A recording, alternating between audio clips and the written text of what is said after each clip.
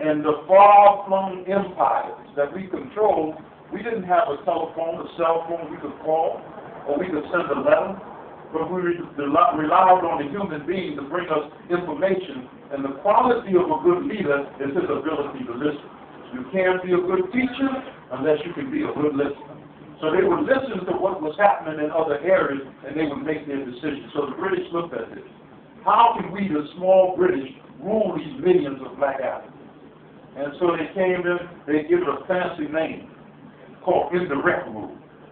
It means that we will take the leaders, put them in our hip pockets, and we will rule the people through those leaders. Now look how long ago they started that, but look at the continuity of it today, even in today's society. They find leaders who apply it to their way, or leaders who want power, fame, notoriety, and prestige more than they want to do the good for their own people, and they put those leaders in their pocket, and they control the people through those leaders, those corrupt leaders who love wealth and money more than the flesh and blood of their own people. So it's about bringing our people to a level of consciousness. I ended up 50 years ago joining the Nation of Islam at 18 years old because I wanted to enjoy this level of consciousness and see how I could be involved in the struggle of our people for justice. I must thank Malcolm X because I didn't go to college until I became a Muslim. And when Malcolm would get to a podium, he would always have some books with him. He would always refer to books. Now, Malcolm only went to the 8th grade. But he involved himself in study.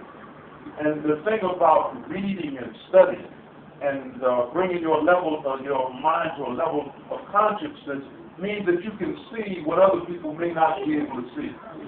Sight is a beautiful thing. When you can look at something and see it like it is. What they don't teach in the Western school for black people and even Africans is how to analyze things, how to be critical of things and analyze what's in front of you. They don't teach Africans that. This has to be in you. The Honorable Elijah Muhammad, my teacher, said it like this. He said that some men and women are born with the gift of prophecy, but others attain it through intense study. That means that you got to read, you got to study, you got to be able to feel people. And so the struggle in Africa has taken a different turn 50 years later. This year, 17 nations 50 years ago became independent.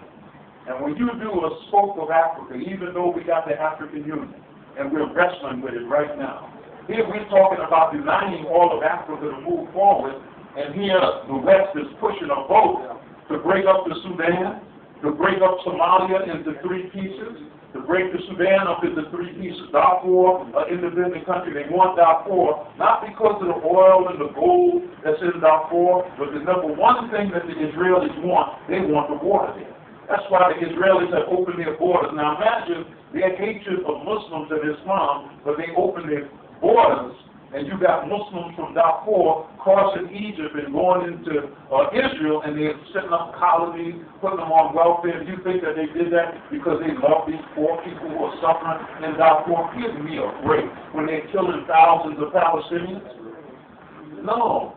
It's the political dynamics and what they need. And 50 years from the day I'm standing here, the Middle East will have a water crisis. And water will be more valuable than oil.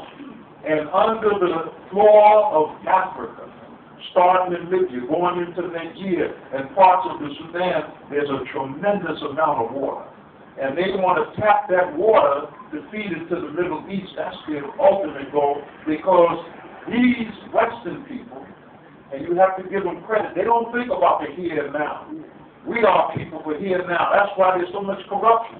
Man gets into power in an office in Africa, and you know what he does? He steals everything that's not nailed down, because he knows when he's out of office, he got to make it for himself.